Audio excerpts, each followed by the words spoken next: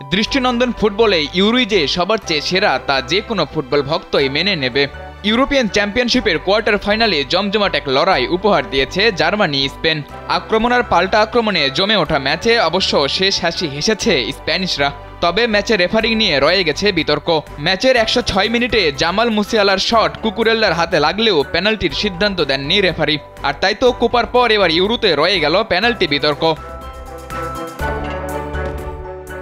স্টুটগার্টে অনুষ্ঠিত আসরের প্রথম কোয়ার্টার ফাইনাল দর্শকদের জন্য ছিল বেশ উপভোগ্য।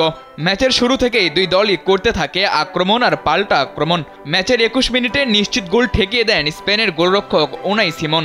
আবার ম্যাচের 35 মিনিটে স্পেনের হাভার্টজকে গোল করতে দেননি জার্মান গোলরক্ষক নুয়ার।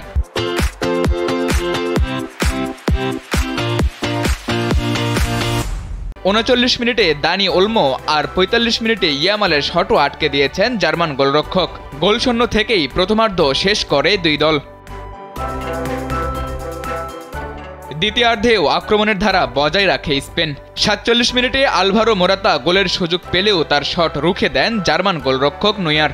51 মিনিটে জার্মান রক্ষণদুর্গ ভাঙেন পেদ্রির বদলি নামা দানি ওলমো। মাত্র 16 বছর বয়সী ইয়ামালের অ্যাসিস্ট থেকে দারুণ এক শটে গোল করেন তিনি। এরপর ঘরের মাঠে বেশ ভালোভাবেই রুখে দাঁড়ায় জার্মানি। একের পর এক আক্রমণেও গোল না পাওয়া জার্মানিকে অবশেষে ম্যাচের 89 মিনিটে কাঙ্ক্ষিত গোল এনে দেন চলতি মৌসুমের বুন্দেসলিগার সেরা ফুটবলার ফ্লোরিয়ান ভির্তজ। ম্যাচ করায় অতিরিক্ত সময়ে, আর সেখানেই সেই পেনাল্টি বিতর্ক। ম্যাচের 106 মিনিটে জামাল মুসিয়ালার শট কুকুরেল্লার হাতে লাগলেও রেফারি পেনাল্টির সিদ্ধান্ত দেননি।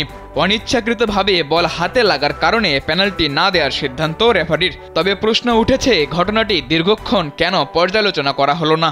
এর আগে ডেনমার্কের জোয়াকিম অ্যান্ডারসনের বিরুদ্ধে একই ধরনের হ্যান্ডবলের জন্য পেনাল্টি দেওয়ায় সিদ্ধান্তটি নিয়ে আরও বিতর্ক থেকেই যায়। বুধবার কোপা আমেরিকার ব্রাজিলের ম্যাচেও একটা নিশ্চিত পেনাল্টি থেকে বঞ্চিত হয়েছে সেলেসাওরা। এবারের ইউরোতে ব্রাজিলকে 7 গোল দেয়া সেই জার্মানির সাথেও ঘটল প্রায় একই রকম ঘটনা।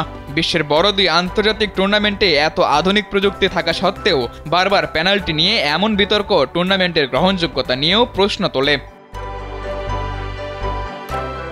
সাদাতুর রাফি, কালবেলা।